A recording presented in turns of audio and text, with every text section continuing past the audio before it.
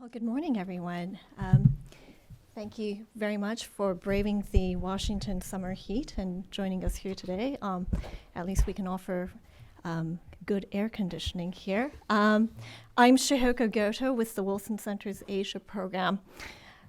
We're here today to talk about the G20 summit meeting that will happen in Osaka, Japan on Saturday and Friday and Saturday. The significance of the G20 probably doesn't need a lot of introduction, but suffice to say it represents 80% of global GDP, 2/3 of the world's population. Initially, it was established in 1999 to enhance global coordination of economic policy following the Asian financial crisis. But really, at the summit level, it came into fruition in 2008 here in Washington, D.C. under George W. Bush. This was an immediate response to the global financial crisis that was roiling the world. And it sought a collective approach to grappling with international financial issues. The first summit level meeting really tried to come up with improved regulations and standards. It came up with a number of specific solutions, including the establishment of the Financial Stability Board, increasing capital requirements for banks, etc. Now, at the Osaka meeting, there is going to be a lot of attention on the sideline meetings rather than the actual meetings themselves. And you can see that already from the endeavors of the host country, Japan. And one of the key challenges for Tokyo had been to ensure that both Xi Jinping and President Trump actually showed up. We expect them both to actually be there. And so already Japan would want to pat itself on the back for actually making that happen.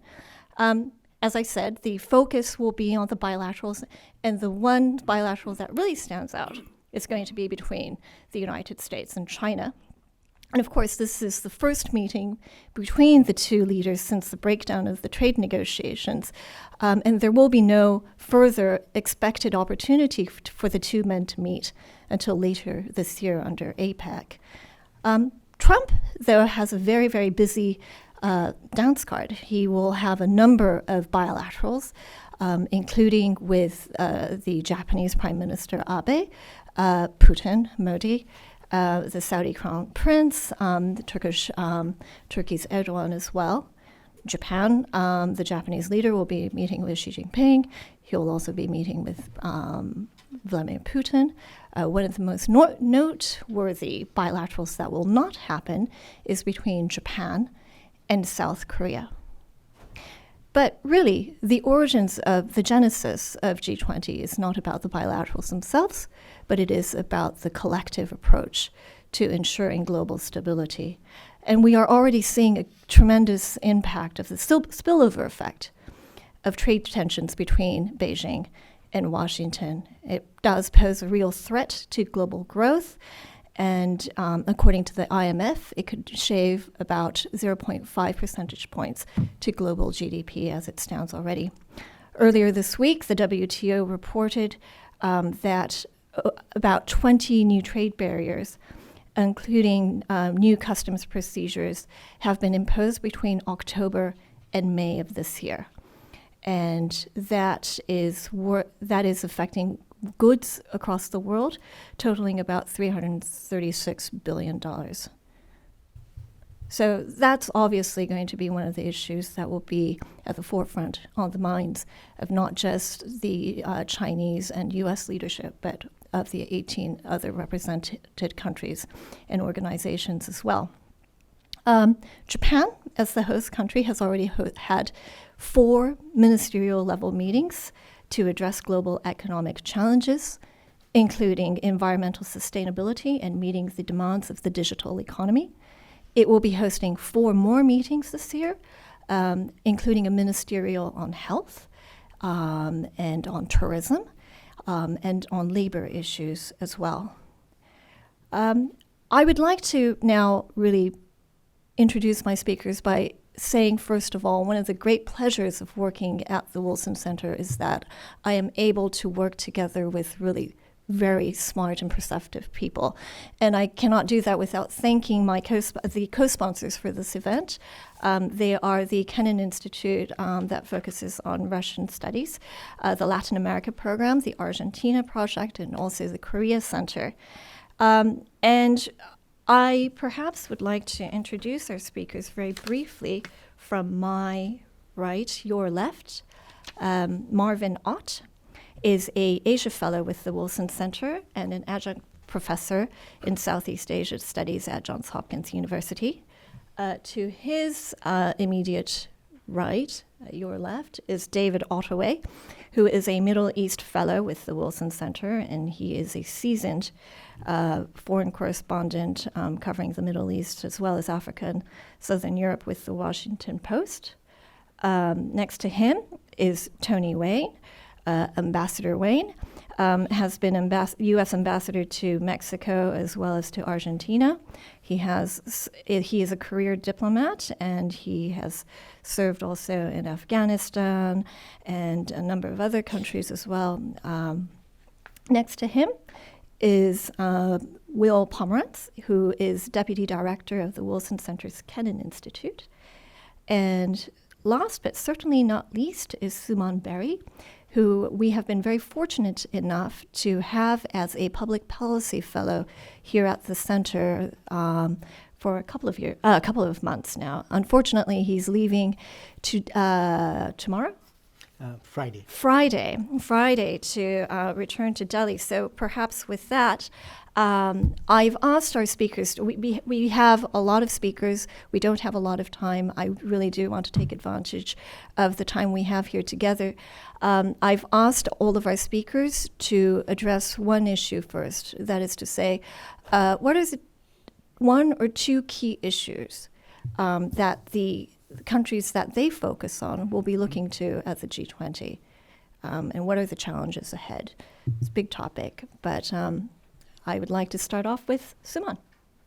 Thanks, Chihoko, and thanks for having this event while I was still here.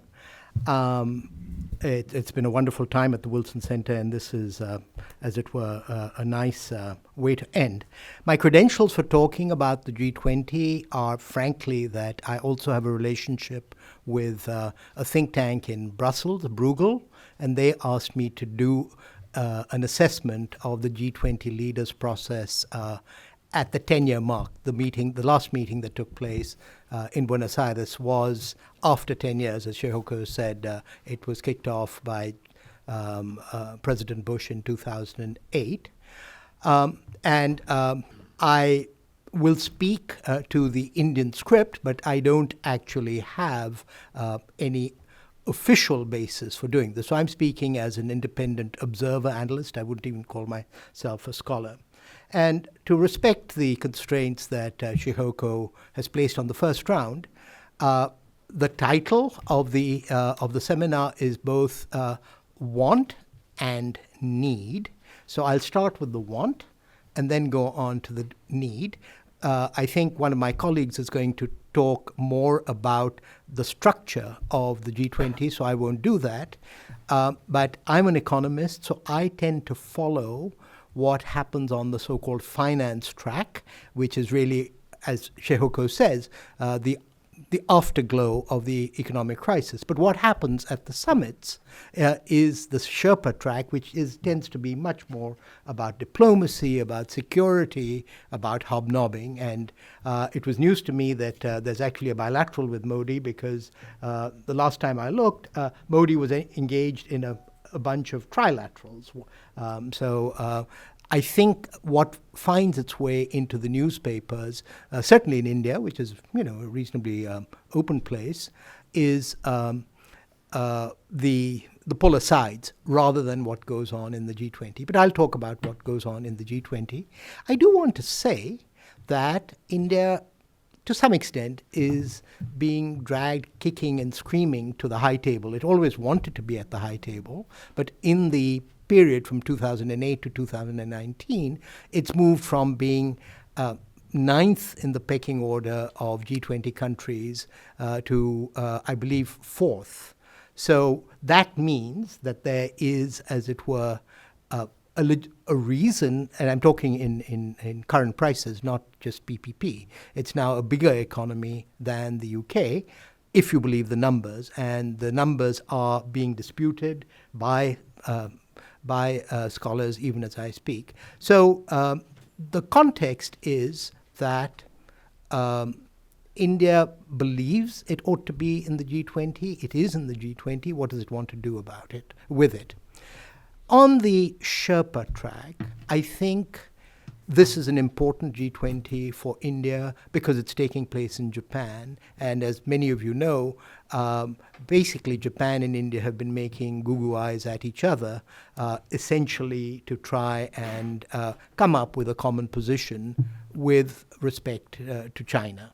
This discussion is meant to be to exclude the US and China, but China is very much the 800-pound gorilla in the room. And so the agenda of the Osaka summit as set by Prime Minister Abe is important and relevant for Modi. Now, some of the issues that matter a great deal to Abe, like a free flow of digital information, the revival of the WTO, these present domestic challenges for India because India continues to argue, with some justification, in the area of climate change, in the area of trade policy. Look, we may be a large economy and we may be a fast-growing economy, but we remain by far the poorest economy in terms of per capita income of all the members of the G20. And the response of the Trump administration has been to say, not so fast.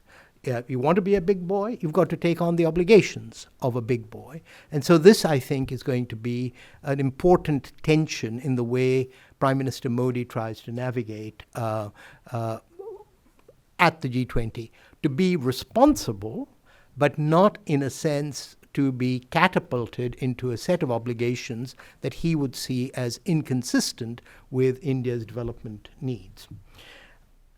More specifically, because, as I say, the Sherpa track tends to be about everything other than economics, some of the branding that Modi wants to associate with India and therefore to put into the G20 communiques have to do with corruption, because he was successful on an anti-corruption platform, have to do with terrorism, because India has been engaged in a long-standing, perhaps lonely fight to say to countries, to other G20 countries, look, terrorism is a global problem.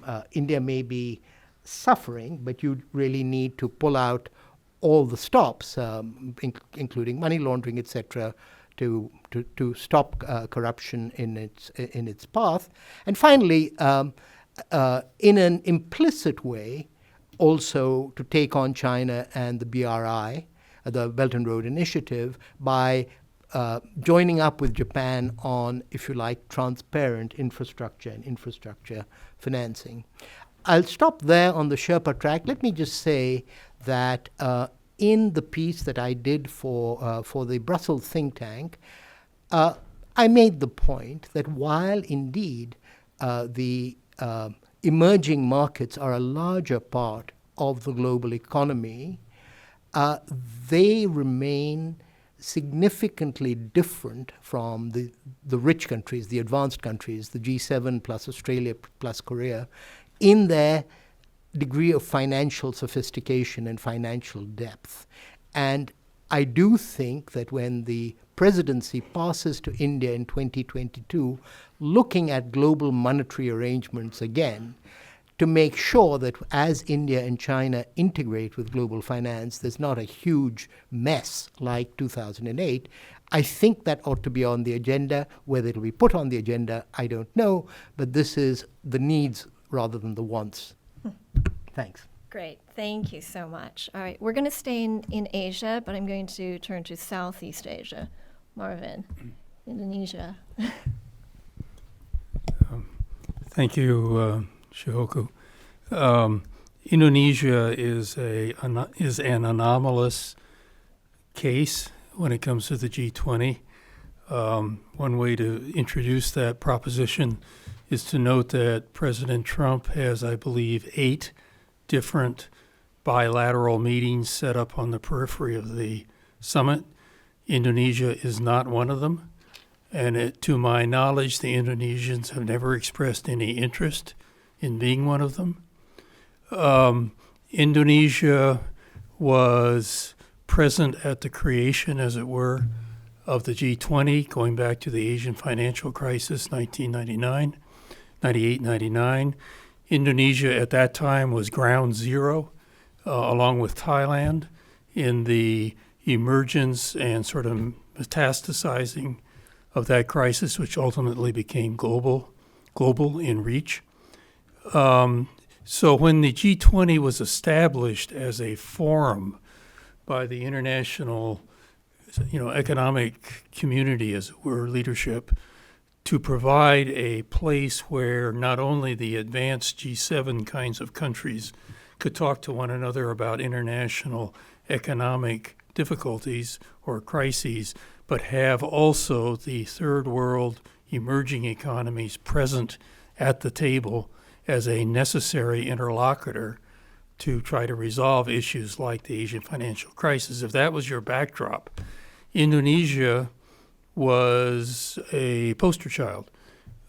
Big, important, emerging, rapidly growing Southeast Asian economy, very much part of the Asian financial crisis, large expectation that Indonesia would end up playing a prominent role in the G20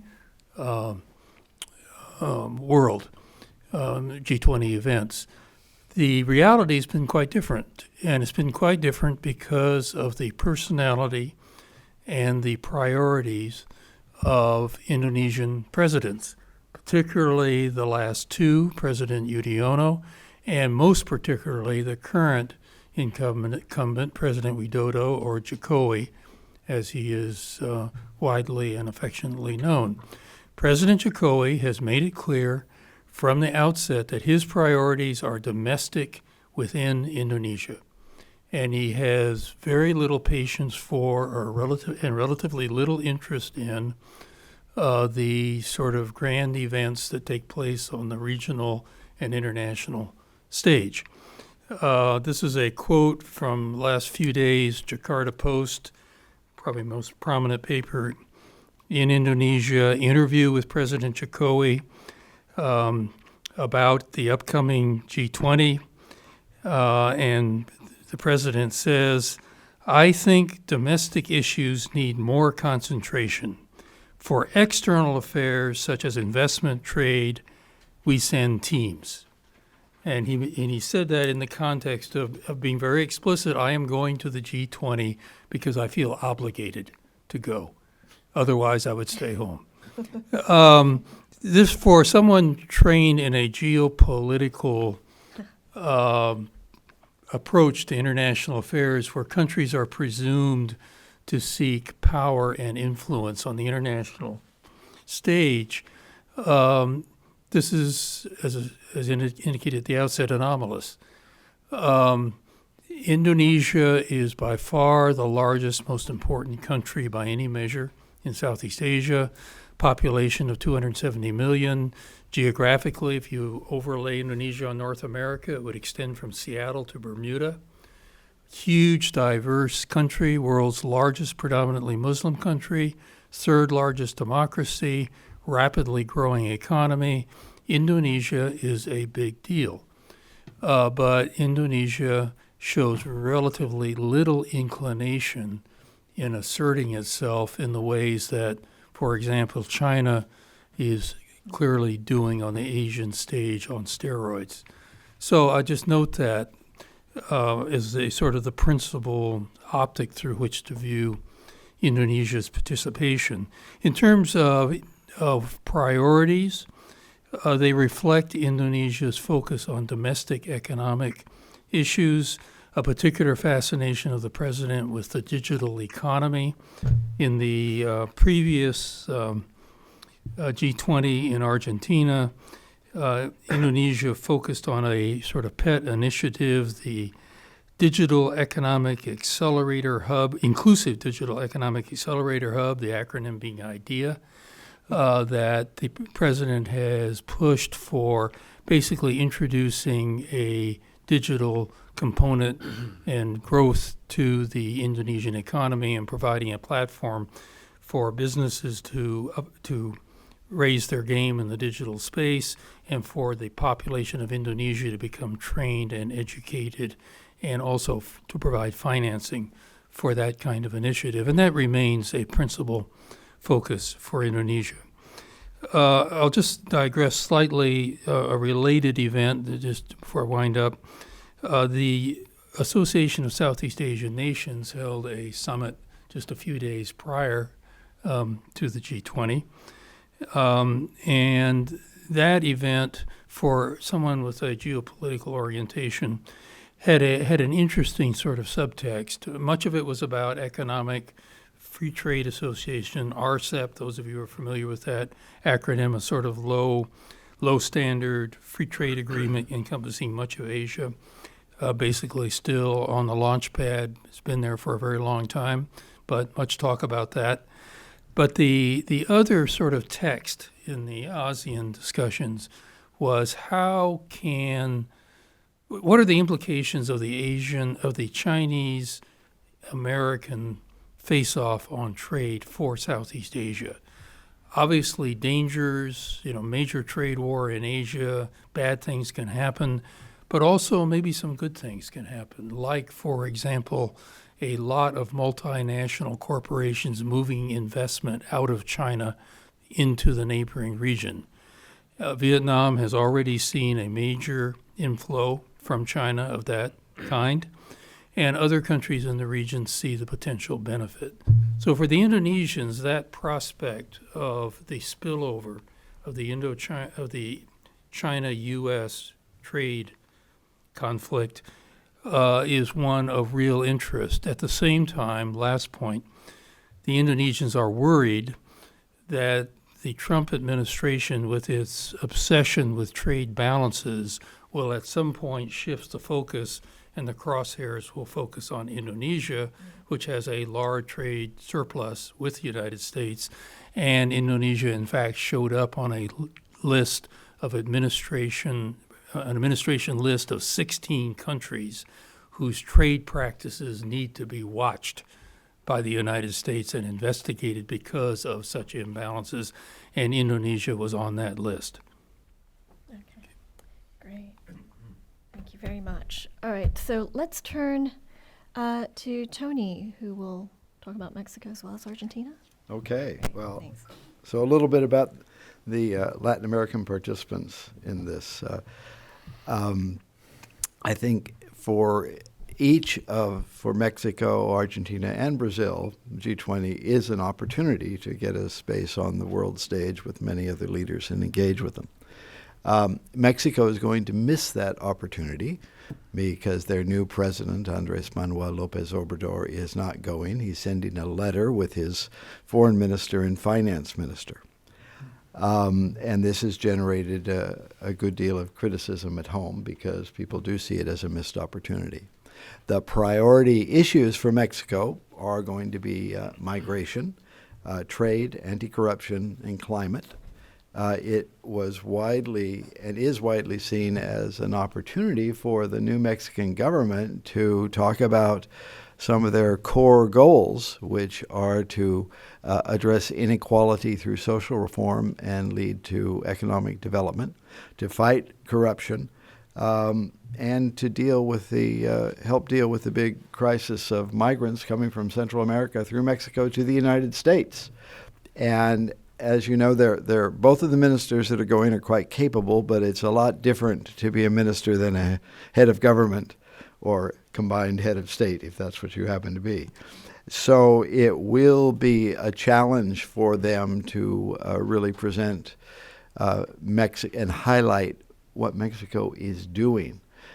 Interestingly, I think one of the lesser reasons, one of the reasons is, like Indonesia's leader, AMLO has said he's focused on domestic politics and domestic reform, and that is really his priority. And that in doing that, he sold the presidential aircraft. And so he just travels everywhere he goes, economy class and in commercial airlines. So logistically, it would also be hard to get to Osaka for him. He'd be a long time out of touch as the president of a country in doing that. Now, I'm not saying that was right at the top of the list, but his decisions about austerity and focusing at home do have other repercussions. So Mexico will be there, but this is a mixed opportunity, for example, to mobilize international support for their development views for the region of Central America. One of the things the foreign minister is subsequently going to do is go visit 19 different countries to ask others to help invest in developing southern Mexico and northern Central America to deal with the migration issue. So this would have been an excellent opportunity to press some of those issues, as well as to pursue their efforts to diversify away from the U.S. market, where they sell 80% of their exports. And that makes them quite dependent on relations with us in the United States. From the perspective of Argentina, they're coming away from a successful hosting of the G20 last year as president of this massive set of meetings, and they held and organized all the meetings successfully, which is one measure of success. And I think the main interest of President Macri in going this time is to be present, to be seen, to help maintain support for the reforms that he's undertaking and the support he's gotten from the International Monetary Fund, which takes everybody on the board of the International Monetary Fund to stick with that. He's coming up on presidential elections in the fall. The economy is not performing in a stellar fashion. The polls show him even trailing at the moment some of the potential main rivals. But it's still close, and so he will use this event, I think, to show that he is recognized as an actor on the world stage and to try to solidify that support. Also in the bilaterals, there's a lot of focus on his bilateral with China, where he's probably going to sign an agreement for a new Chinese nuclear reactor at about an $8 billion cost. So that will get a lot of attention in Argentina in any case. And just to quickly mention Brazil, this will be Bolsonaro's first G20, and so there'll be attention to him as a new president. And all the attention in Brazil, at least in the media, has been on the meeting with the Chinese also, in part because he was critical of the Chinese during the presidential campaign, but the reality is sinking in that China is a very important partner commercially for Brazil. And so there'll be a lot of attention to what comes out of that bilateral. Maybe I'll just stop there. That's great, thank you. So we're moving, you may have recognized this, but we're trying to move away from, go from how Japan is leading this latest G20 meeting, and I've asked comments about India, Indonesia, countries that would have similar values. Amongst Asian countries, especially with Japan, we moved to Central Latin America. Now we're moving to Russia, where perhaps the commonalities don't overlap so much, and the differences are perhaps more stark. Indeed. I want to expand on your initial introduction. It may just be that the main event is between China and the United States, that meeting, but I think there's now a double feature at the G20, and Mr. Putin naturally will be very pleased to hear that there will be increased attention, because it was just announced basically yesterday that there will be a sidelines meeting between President Trump and President Putin. Obviously, they have a lot to talk about: Syria, Venezuela, Iran, Ukraine, the INF agreements, etc.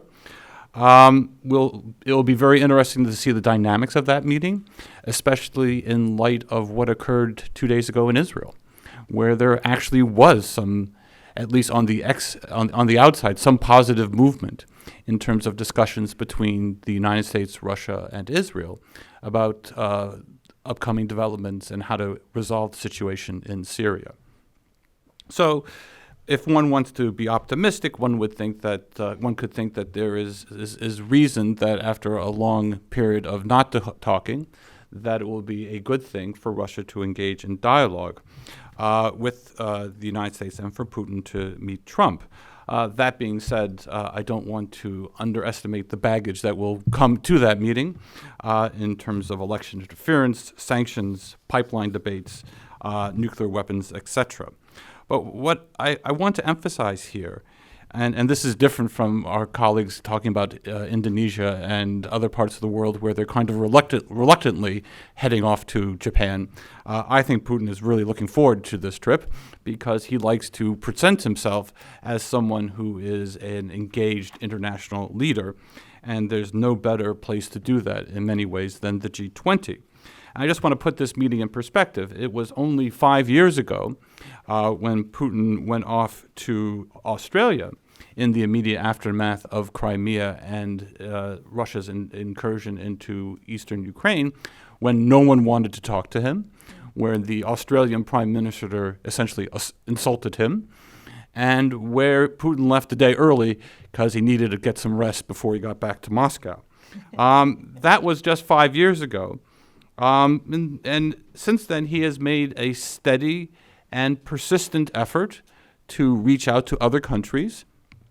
And he is no longer as isolated in the G20 as he was way back in 2014.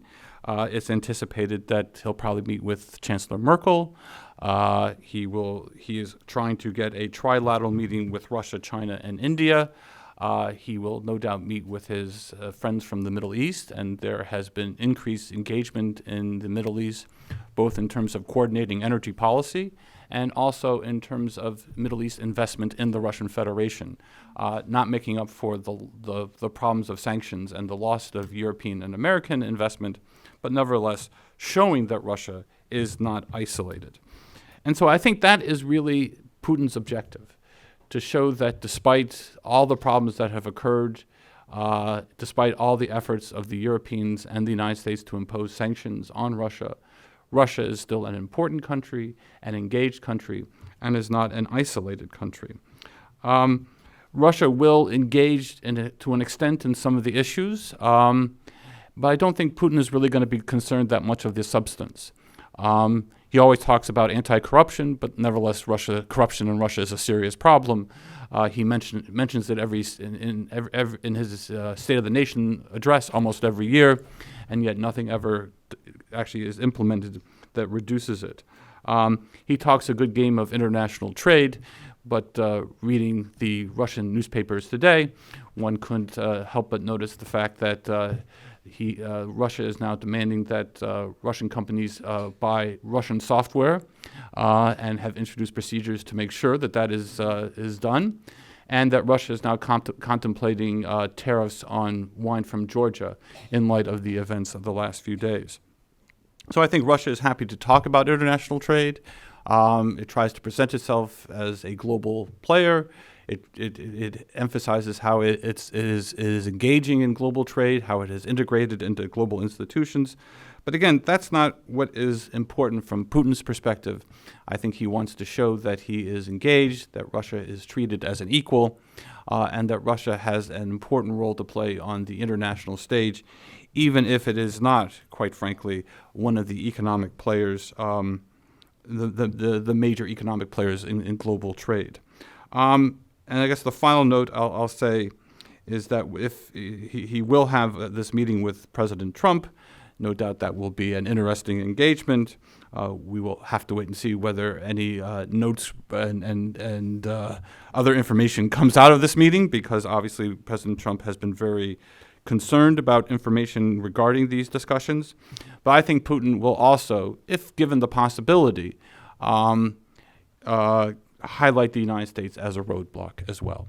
And again, it was only in Argentina that it was the United States that objected to the final joint statement. about including arguments about protectionism, about including discussion of the climate. I think Putin will be happy to walk away highlighting that the United States is the roadblock and Russia is the one who is engaging on a global stage. Just to follow up on that, so the Putin-Trump summit meeting, to evaluate who won, how would Putin see this as a win for him? Just the fact that they're meeting, or One, because the fact that they're meeting. Two, it was the United States that asked for the meeting, and so that he's willing to cooperate. And three, in light of what has occurred in the past, for example, in Helsinki, Putin will come with a defined agenda, and he will articulate that agenda.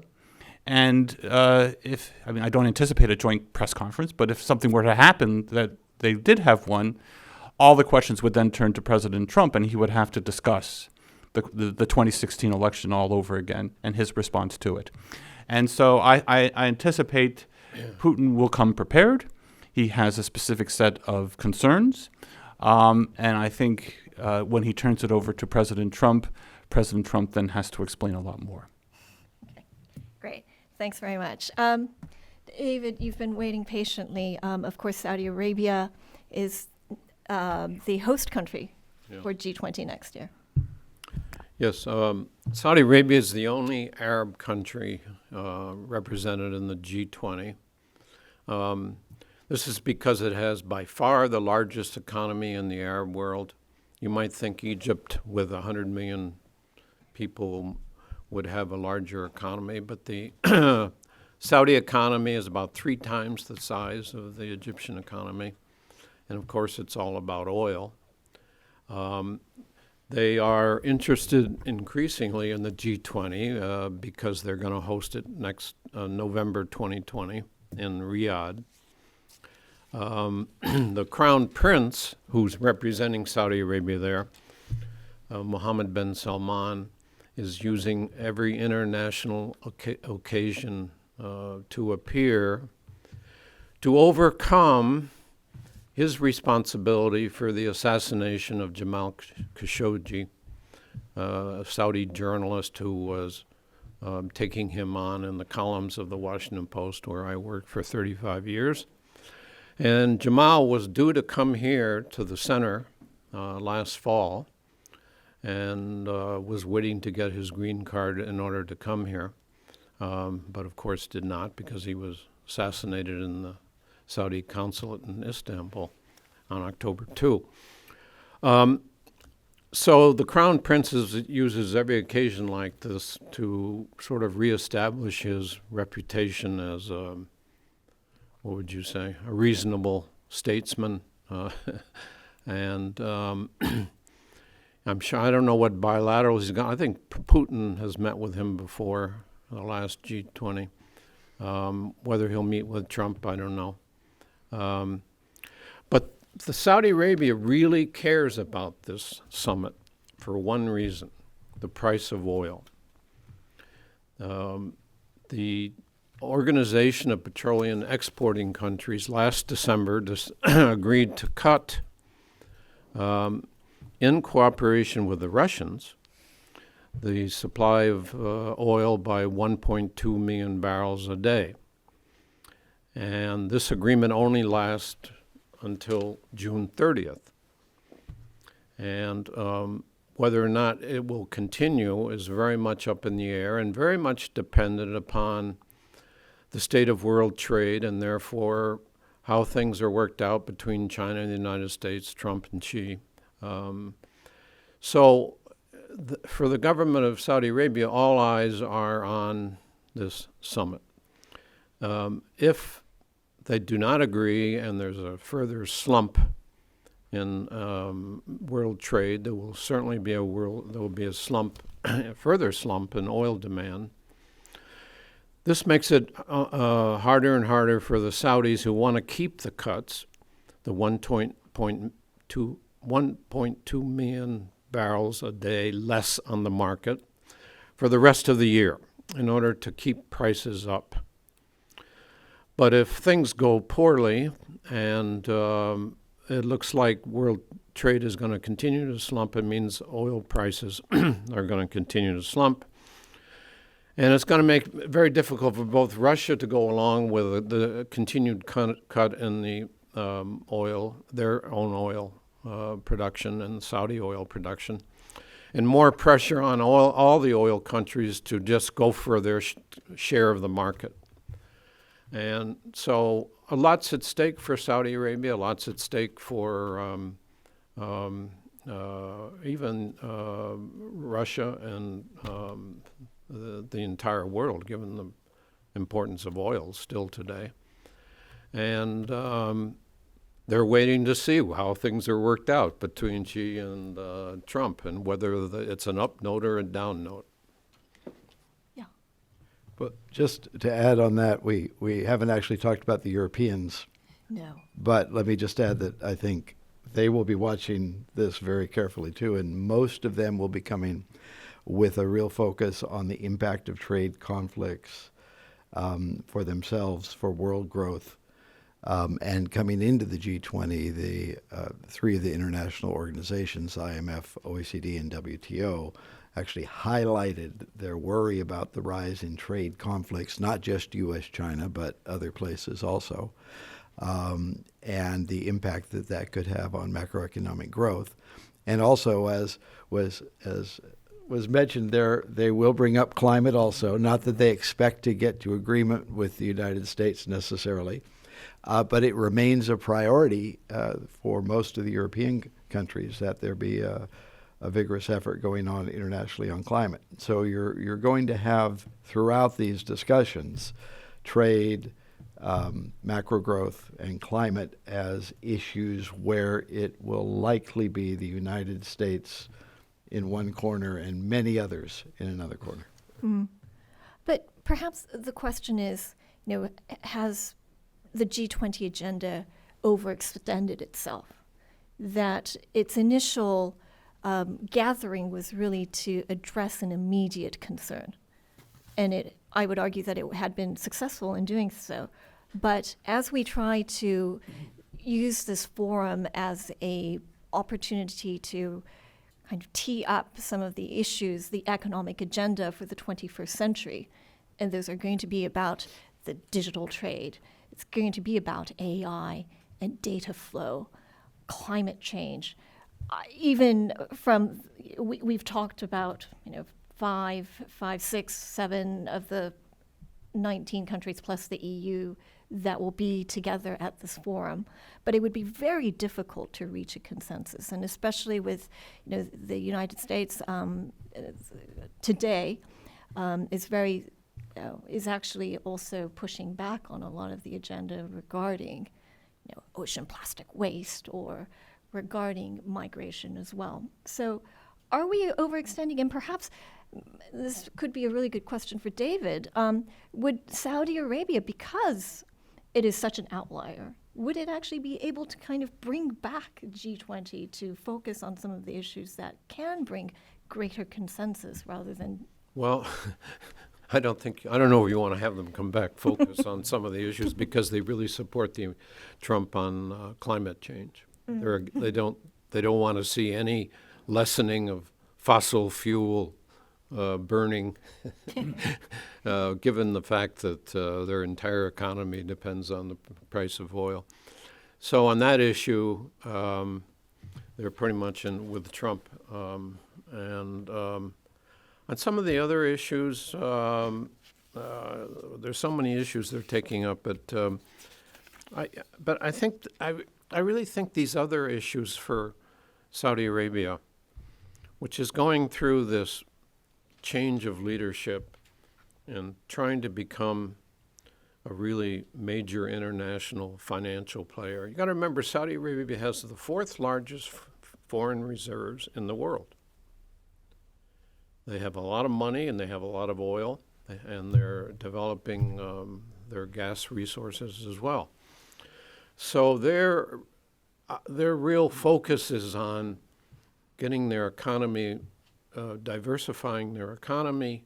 They're not interested in climate issues, some of the other issues. sustainable development. This doesn't ring a bell. Universal health coverage. I'm just going through some of the issues that they deal with. Structural impediments to growth. Reforming the global trading system. I don't think they're terribly interested in that. That's not what they're using the G20 for. Right. Okay, let's go back to the trade issue.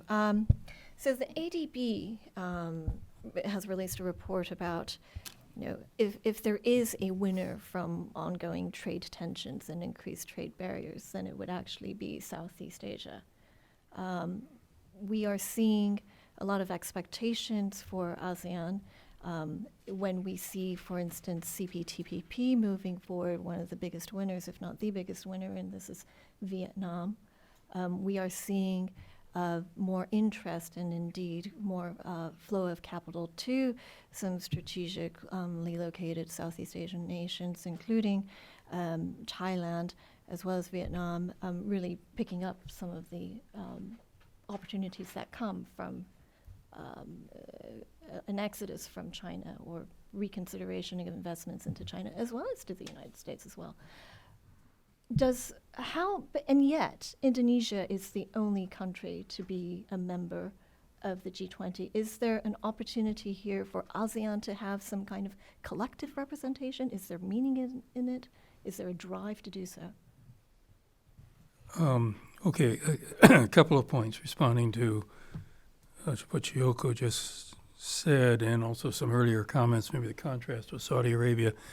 As I noted earlier, there's a lot of interest, for good reason, in Southeast Asia concerning the potential positive spillover of the China-U.S. trade conflict with multinational corporations with large investments in China increasingly nervous about the future of those investments and the what they're going to be up against using China as an export platform, and also increasing real unhappiness in the international, and I'll say the American business community in China, with Chinese practices with regard to forced technology transfer, theft of international property, and so on. You're all familiar with the list. And if you're you're running a major corporate investment platform, offshore manufacturing, whatever, banking in China, all of these are significant storm clouds on your horizon. And I remember a comment several years ago regarding Japan, which faces a similar situation with large investments in China. And Japanese corporate leaders were commenting that they weren't reducing their exposure in China, but they were putting all their new money outside of China, primarily into Southeast Asia. Vietnam has been the principal beneficiary so far, and a lot of money has already moved, in manufacturing and whatnot. The prospects for Cambodia, for Thailand, for Indonesia, for Malaysia are significant in that regard. So this is this is real. What it's going to amount to, obviously nobody knows, and a lot will depend on what the U.S.-China trade dynamic looks like. But if you're a corporate leader and you're planning for an uncertain future, Southeast Asia is an important sort of alternative bet that you can make. I'll just make one quick sort of sidebar with regard to Saudi Arabia being sort of aligned on the global agenda beyond trade with the Trump administration. Indonesia, I emphasize this sort of low-key, unenthusiastic approach to the G20. I'll just note, first of all, that there has been blowback, and Ambassador Wayne noted it in Mexico, within Indonesia, that President Jokowi is missing an opportunity. That he just doesn't understand how important the G20 can be as a platform for, and then there's a sort of long list of issues. Indonesia demonstrating that a moderate form of Islam is compatible with democracy, and that's an important example to the world, and Indonesia ought to be out there talking about it, promulgating it, advertising it, but also on issues, for example, like climate change. The Indonesians are very concerned. Don't ask whether they're being very effective so far in responding, but they are not with the Saudis on, the issue doesn't exist. The issue exists, and so, and the Indonesians are concerned about it. So there's a wide array of sort of good international citizen kind of agenda that Indonesia is potentially a participant in. And then finally, just on your note about ASEAN, ASEAN's an important and often overlooked player. This is an institution of a regional institution created in the region, not created by the Europeans, the Americans, the UN, or anybody else. Southeast Asians created it, 1967, 10 countries working together, and amongst other things, they have maintained peace in the region. And they have built increasing slow economic, financial exchange and interaction. Whether ASEAN would want collective presence at the G20 like the EU, I frankly have never heard that sort of mentioned as an aspiration. But if you were to suggest it to them, they probably would say, yeah, that sounds pretty good. All right, thank you. Simone, let's go back to the finance track issue. The finance ministers met in Fukuoka earlier this month. There was a lot of coverage about the risk of trade coming from the IMF, the WTO, etc. But of course, the global economy faces certain uncertainties beyond the trade front. What are some of the issues that could be raised in this? And there are evergreen topics, right? Fiscal responsibility, increasing domestic demand, etc. Is this going to be an opportunity where we actually see some movement in some of the economic policies that will be, jointly prescribed or identified? Well, I think the big takeaway from the Fukuoka meeting was this consensus to move to a different form of taxing the digital economy. And Nugent actually, said that, look, while that there is a consensus, now we need to decide how to implement it.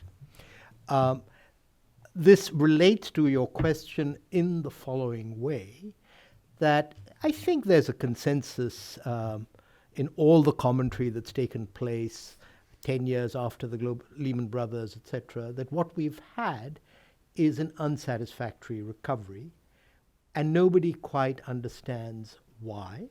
There are lots of hypotheses, lots of explanations. There is a sense that spraying money around, prevented a depression, but it's not been absolutely great for the kind of vibrant recovery that people looked for. Labor markets are doing okay, but there's also been greater concentration of economic power, both at the individual level and at the corporate level, which is behind some of the disaffection with the global economy. And so I think that the finance track has been looking at issues of corporate taxation, the so-called BEPS initiative of OECD. India has been pushing very hard on on fugitive economic offenders, and there is a dig there at the rich countries, which is that you keep lecturing us about doing something about corruption, but where does all the money go? And what is it that you British do about the vast industry that you have, which helps launder, as it were, ill-gotten wealth and makes it very difficult for it to be repatriated. There are assertions, accusations that actually after the US has been very, very strident on the issue of closing down tax havens, the US has now become the largest tax haven of them all. So, I think this is some of the dynamic that as the newcomers, to the G20 have found their confidence and their feet, they're beginning to raise some of these issues. And I think for that reason, as a talking shop or whatever, the fact that there are, this is now 20 years since the Asian financial crisis, so I think that that's the kind of dialogue that is beginning to happen. An issue that I raised in the piece that I did for my Brussels think tank, though, is does the machinery work without US leadership? Right. And the question of what are the issues on which, to use a European phrase, variable geometry might emerge from a combination of the emerging markets and the rich countries. Because it started off, look, the rich countries represented by the G7 have a tradition of cooperating with each other, and the others are newcomers. I think 10 years on now, with, as it were, as I've heard said in European discussions, dealing with two rogue states, China and the United States, where does that leave everybody else? And I think that's what we should be beginning to tease out of what happens at Osaka. Right. So, like, envisioning a world without U.S. leadership already is actually taking place on the trade front, right? With the Absolutely. CPTPP, et cetera. So, I know you've all been very patient, and I would like to take advantage of the fact that we have some really great minds from the Wilson Center here. So, there is a microphone. If you could raise your hand and wait until someone comes, that would be great. I think there is. Yes, there is. This gentleman here. Yes.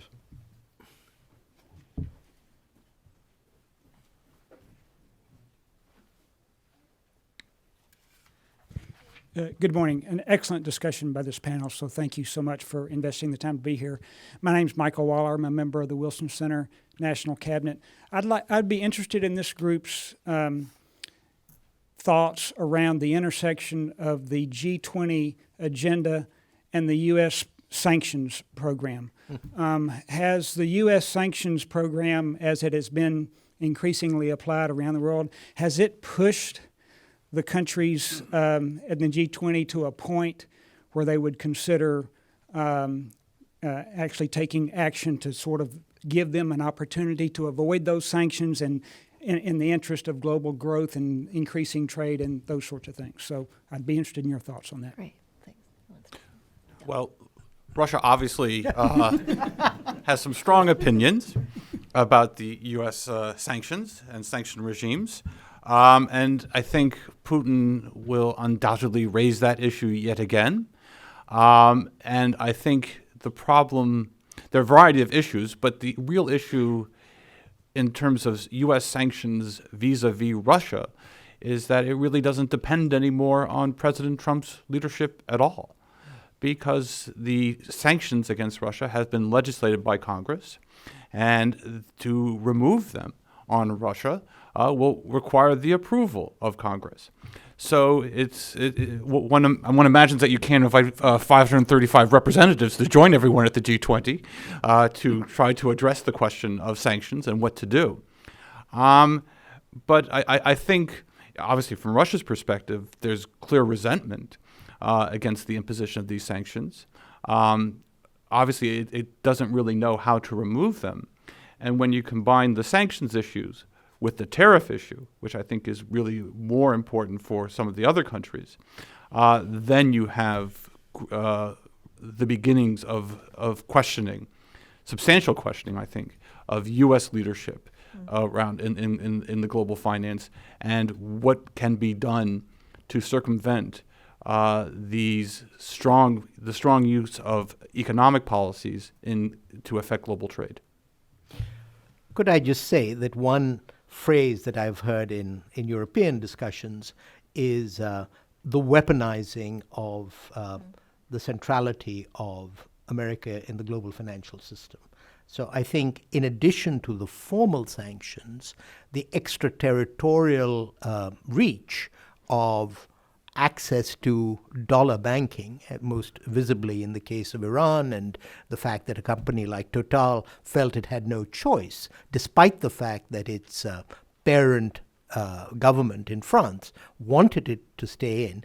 I think the question for all of us is what does that do to the overall financial architecture, and is this a sugar rush for the US, and what is it going to, in a sense, provoke in terms of trying to create alternatives to the centrality of the dollar?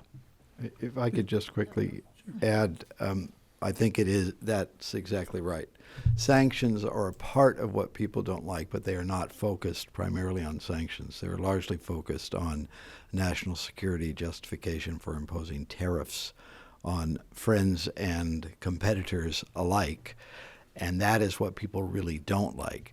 They are worried about what this means for the broader weaponization of economic tools, but those are secondary to the use of emergency national security authorities to go after tariffs. And then they don't like the Iran things, and they don't like some of the others. But some of the things vis-a-vis Russia and others, many people are quite comfortable with. So you have to differentiate within that. And that's a bit why a lot of the focus is going to be in the discussions, I'm sure, that not in the agreements, on trade, on getting better rules for trade, and that includes going back to the WTO, where last year they all agreed that the WTO should be reformed, but they did not agree on how it should be reformed. So at least some people are going to try and push to have a more focused look at how you do change the WTO. Whether that succeeds or not, I don't know.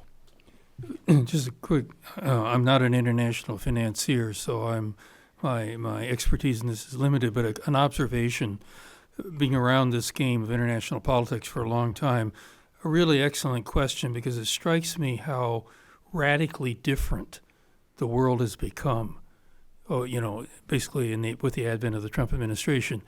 I mean, in the past, I recall lots of situations where you talked about international sanctions, and the general agreement was, well, they don't work very well, they're very inefficient, you have to have a very, sort of unusual collection of interests and support, and it has to be very broad internationally, has to be sustained for a long time, and then maybe you'll get a result, for example, like in South Africa.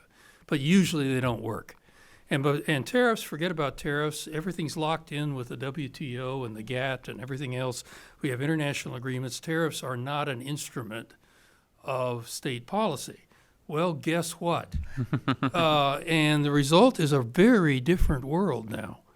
And whether, from a sort of academic standpoint, Donald Trump has demonstrated that the world can be changed dramatically by taking some actions that most people never would have considered.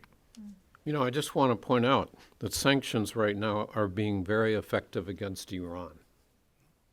And the Saudis are all for American sanctions on Iran because they really are having an effect, a short-term effect. And so the question is what you're using sanctions for and against whom. But we clearly have learned how to use sanctions. We've weaponized them in a way that was not true in the past. Mm-hmm. All right. The gentleman in the jacket, back there.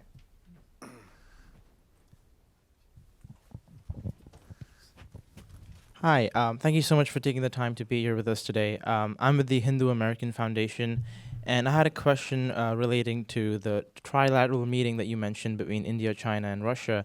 I was interested in knowing how you foresee this relationship playing out in the future, because under Modi, the U.S. and India have deepened their ties, but India has had a historic connection to Russia.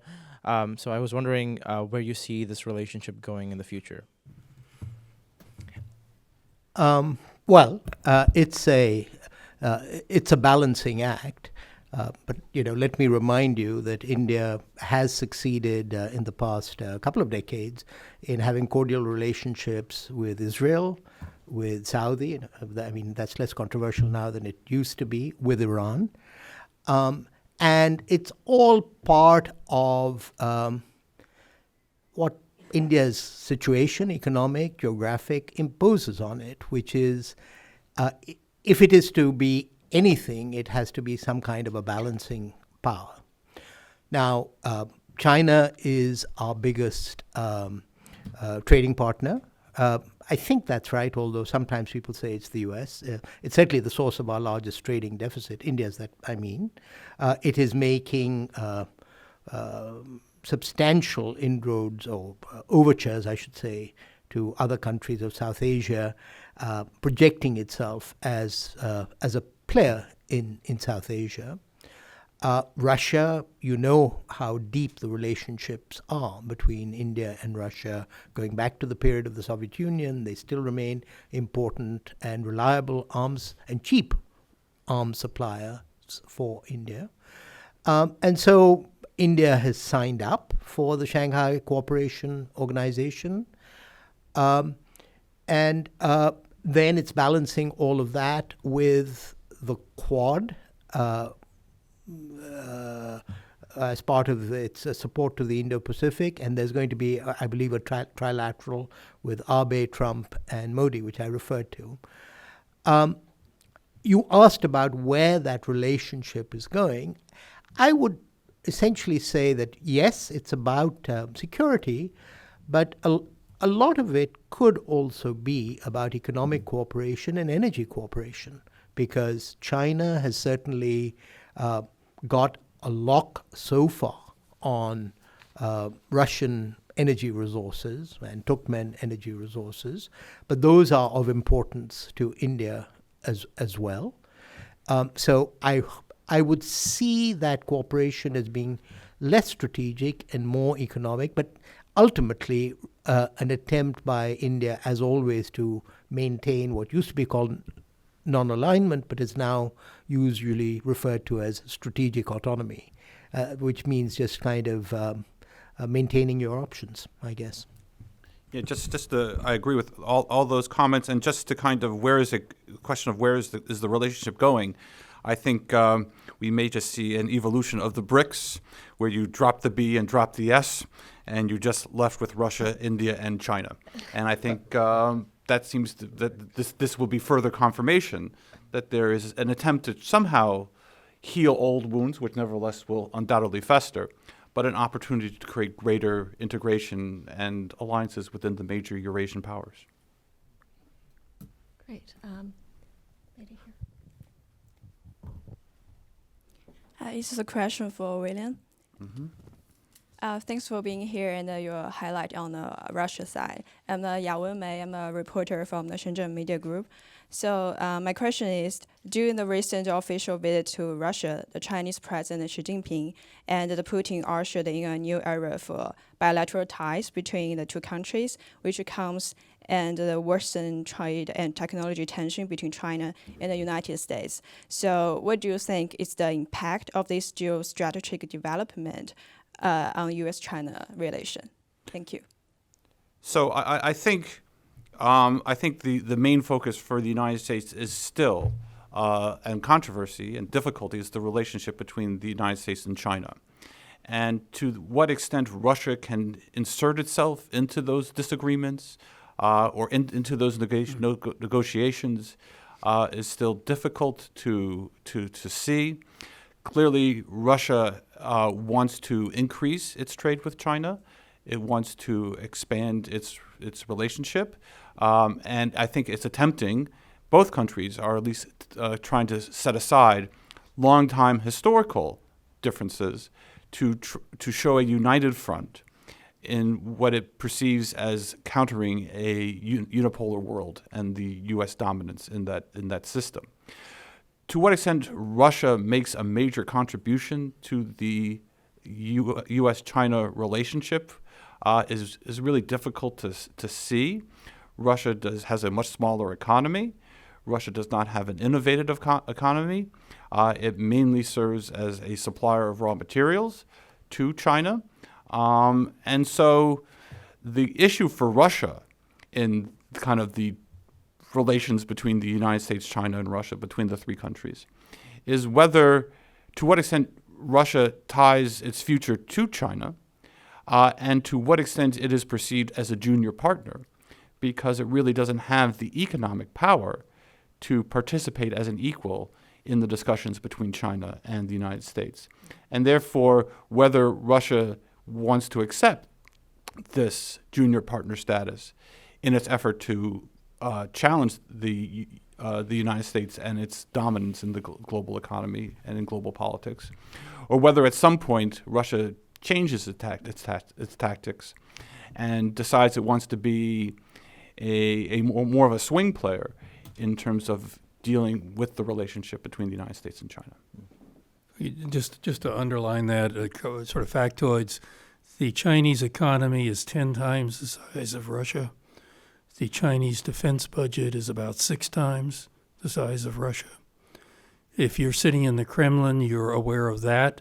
You're also aware that there is a very long common border between the two countries, and that the Russian Far East is being depopulated and is increasingly empty, whereas populations on the Chinese side are pressing up against and to some degree spilling over into the Russian Far East.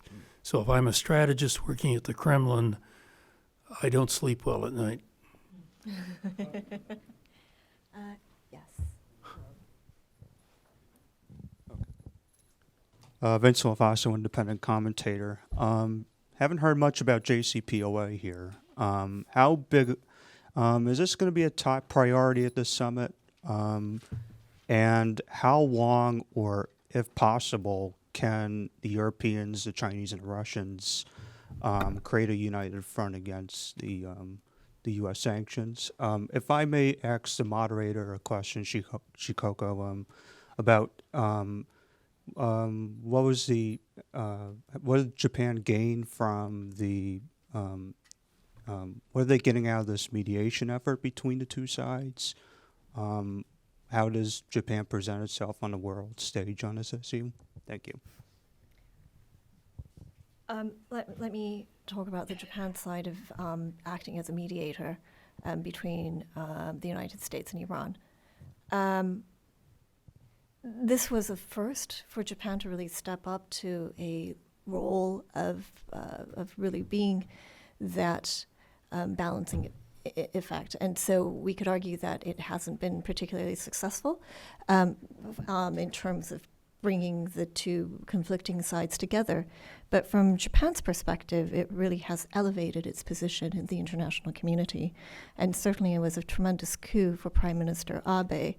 The fact that Tehran sees him as a conduit to actually having the White House's access to the White House and having President Trump's ear is really it must be gratifying for Abe, who has spent a lot of personal capital to cultivate a relationship between him and the president. But from beyond that personality and the status issue, Japan does have a tremendous interest in a peaceful resolution, like the rest of the world. Unlike the United States, which is now a net exporter of energy, and Europe, which can rely on energy sources from Russia. Japan still is very much dependent on Middle Eastern oil, and really the tensions would really cut off the supply for not just for Japan but also for South Korea as well. So this continues to be something that Japan is committed to, and it will continue to try to play whatever mediating role it can. Well, the only I don't know how much longer the Europeans can stick with this agreement, or China or Russia, because the Americans are forcing the Iranians, in reaction to the Americans pulling out of the agreement, to pull out of the agreement themselves. And the Europeans are getting very nervous about, now the Iranians are going to exceed the limit on stockpiling uranium. I think I can't remember what it is, 300 kilograms or whatever. they're about to exceed that. They're probably going to increase the level in which they're enriching uranium. I've already seen comments from Europe where they're very nervous about this. And so I don't know how much longer the European countries, I don't know about Russia and China, but the European countries, I think, are getting very nervous. And the European countries really haven't been able to create an alternative way to do trade between the European countries and Iran. I've really been sort of mystified and disappointed that they don't really seem to have come up with a way, some barter trading, but it's just they haven't figured out a way to offer enough trade to Iran, continuation of trade with Iran or buying their oil, to make it worthwhile for the Iranians to stick in the agreement. So I think the thing is going to further fall apart. Yes, the lady.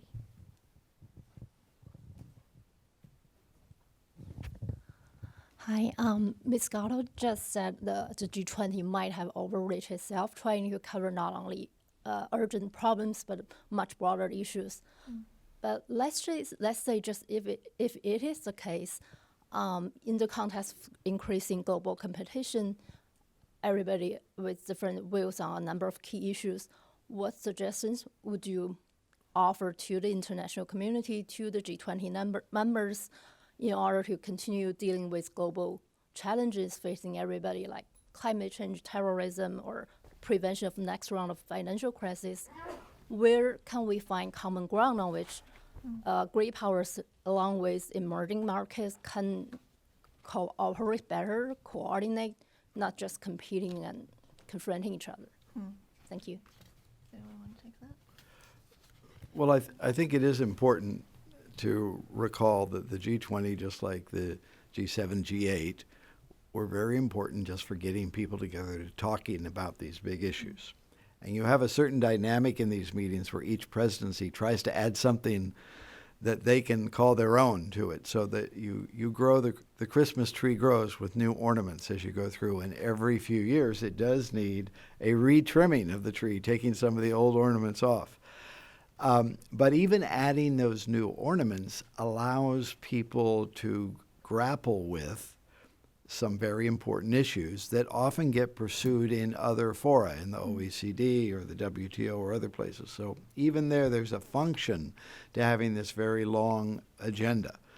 I remember, for example, working through the British wanted development to Africa to be a big topic in their 2005 G8 summit. At first, there was a lot of resistance from people, and the Russians weren't at all interested, and nobody wanted to put more money on the table. But at the end, everybody did put more money on the table, and they came up with a number of programs that were actually quite helpful for Africa over the longer period of time. So there are examples in these larger annual gatherings where you do good things. And as you were indicating, it's important to get together and talk about all the key issues, including the ones that aren't on the formal agenda, when you're just together in the rooms over meals and other things talking about some other issues. But you do have to have the discipline of trimming it back every few years to make sure you don't get so tied up in all the additional ornaments that you don't even get to the core issues that do need to be addressed. And it was very different when these summit meetings started. You were dealing with a crisis, and everybody agreed there's this common enemy, the financial crisis. You don't have that common enemy right now for everybody to tackle. So you're going through this period of having a number of interesting ideas, but that keep getting added on there. So I think we'll see a correction, but it doesn't undermine the value of getting the leaders of economies that make up over 80% of the global GDP together to talk about important issues. Yeah. I mean, the risk, of course, is that when it becomes too over-politicized, then there could be boycotting or non-participation by key members, and that becomes the news. And also, these events, the conclusion is usually with a joint statement, and if the assembled parties are unable to come up with that agreement, that becomes the news itself. But I agree with Tony that this is an opportunity to highlight some issues, and that's where the host nation can actually play a tremendous role in setting the agenda, not necessarily just setting the agenda for discussion, but really elevating the conversation on issues like ocean plastic that will continue to resonate well beyond the actual forum itself. So, Just if I could just add a small observation. I'm not sure whether this is the same issue or a different issue from whether the G20 ought to have some kind of a small permanent secretariat. What I do know is that India has been opposed to that on the grounds that that secretariat would then be dominated by the rich countries in the G7. So while I take Tony's point that you need to take pruning shears from time to time, exactly who's going to take them is a bit of an issue. And which ornaments, right? Yeah, right. Or take off the ornaments.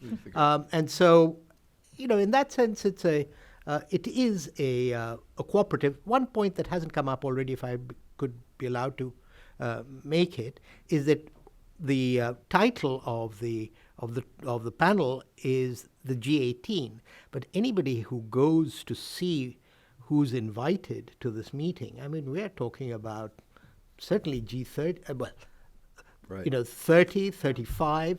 And so the intimacy of, say, the G7 is lost. So the Netherlands has been invited this time. I'm not quite sure why. And then Chile has been invited. And, Spain is always invited. The Europeans are overrepresented. So, it is a bit of a blob. Yeah. It's like, what is the party that expands too much? And if yes. It shouldn't work, but it somehow does. Over here in the corner. Yes. Hi, Chris McRae, Norman McRae Foundation. I'd like to ask you if maybe Japan is at the crossroads of three really positive things. One you haven't mentioned, but was on NHK World a lot this morning, was Society 5.0, which seems to be Abe's attempt to say, let's look at humanizing AI, maybe do this across G20 cities or some forum where people want to look at AI for humanity or whatever that is. The second part of this is, does the majority of the G18 actually want to have an SDG economy debate and creative sort of platform? Because that somehow got lost in the last year or two. I mean, everything that Guterres tried to stand for has not really, has been over-trumped or whatever the word is. And then the third thing is, I remember very well that in November 2016, Kissinger tried to do another bit of ping-pong diplomacy. He flew to Beijing and then he talked to Trump back in New York.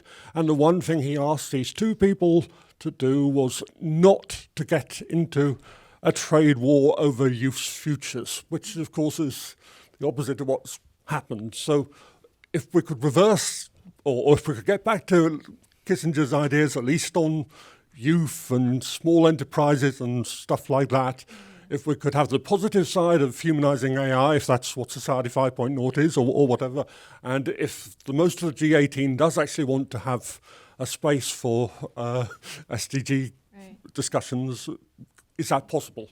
Yeah, no, Society 5.0 is an interesting concept. It's, we talk about the fourth industrial revolution, right, the digital economy.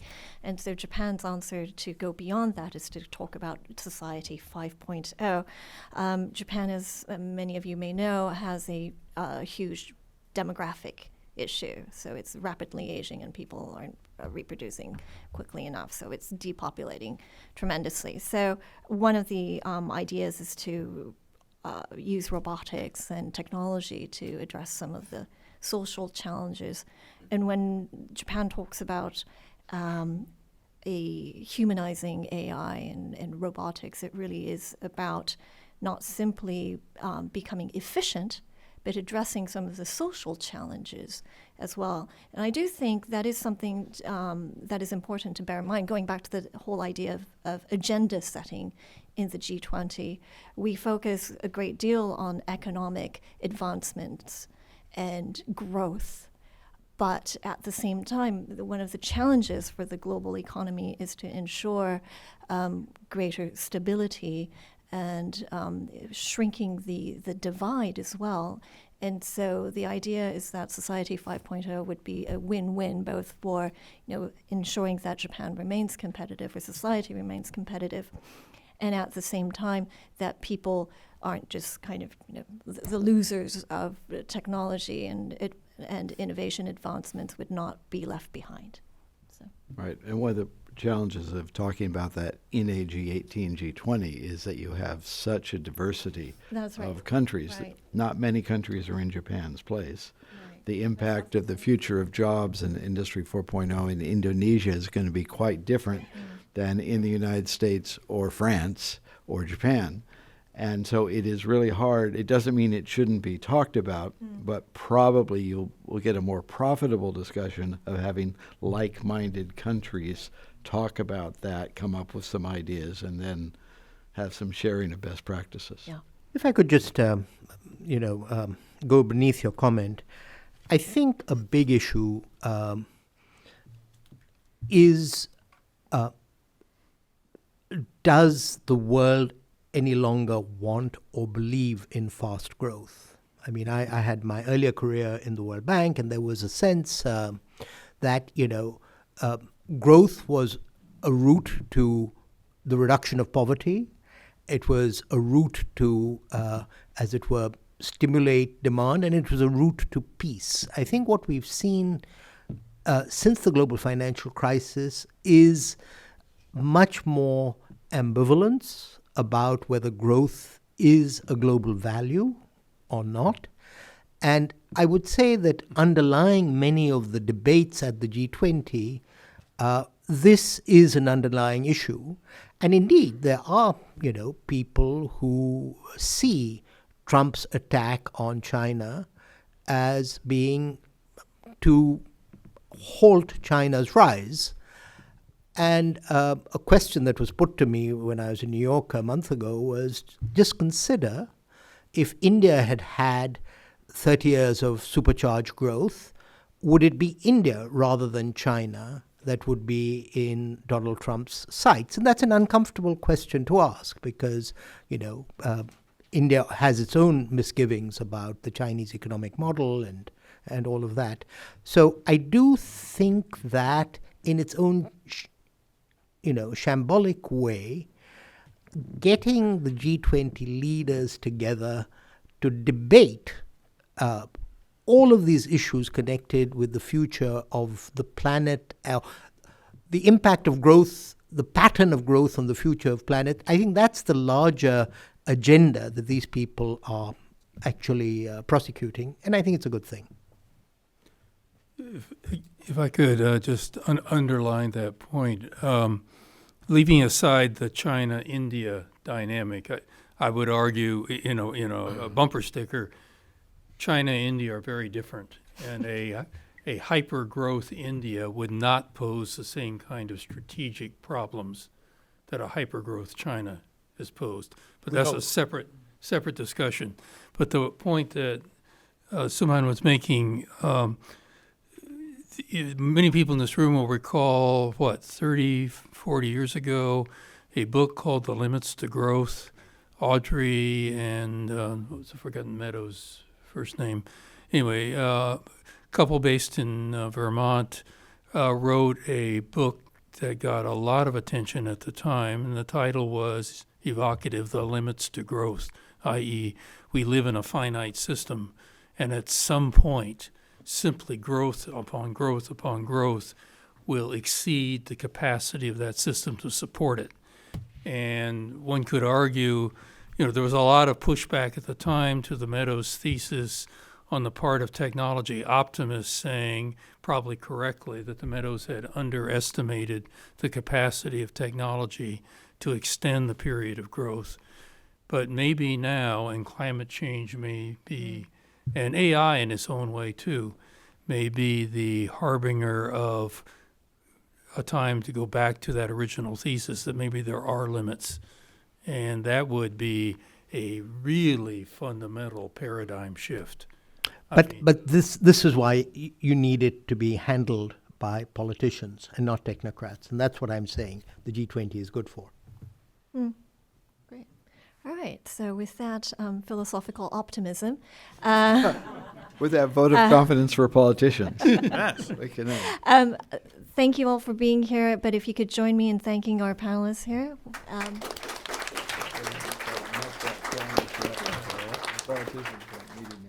Thanks again. Thank you. Was it fun? Yeah, it was great. Thank you. Would you-